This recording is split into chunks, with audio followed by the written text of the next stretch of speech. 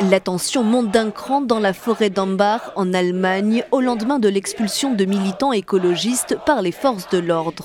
Les manifestants venus les soutenir restent bloqués à l'orée du bois, une zone parfois occupée depuis des années pour protester contre l'extension d'une mine de charbon. Elle est aujourd'hui devenue un symbole de la lutte contre le réchauffement climatique. On a voulu entrer, raconte cette militante, et faire une action de désobéissance civile pour faire cesser la déforestation. Ce jeune homme dit avoir reçu des coups de matraque d'un policier, une version démentie par les forces de l'ordre selon lesquelles il se serait blessé en glissant. Certains militants se sont enchaînés à ces cabanes suspendues dans les arbres. Une dizaine d'entre elles ont été évacuées, mais une cinquantaine d'autres seraient toujours occupées.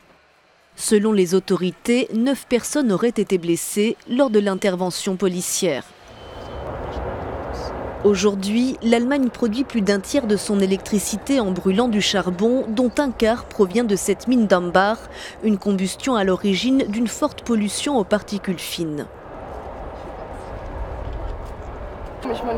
L'Allemagne exporte beaucoup d'électricité. Il n'y a plus besoin d'exploiter d'autres mines de charbon. Et pour ce qui est de la forêt d'Ambach, il reste encore assez de charbon pour creuser plus loin. Il devrait donc nous laisser ces 200 hectares de forêt. Dans le village voisin, les avis sont plus partagés.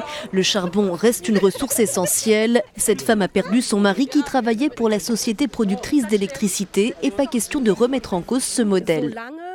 Tant qu'il y aura du charbon en dessous de nous, explique-t-elle, c'est un or noir qui devra être extrait pour que tout continue à fonctionner ici.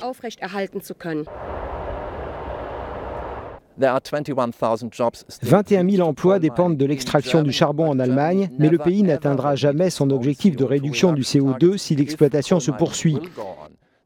La question est de savoir quand la dernière centrale fermera ses portes. Les discussions sont en cours. Hans von der Brelie, Euronews, Hambach.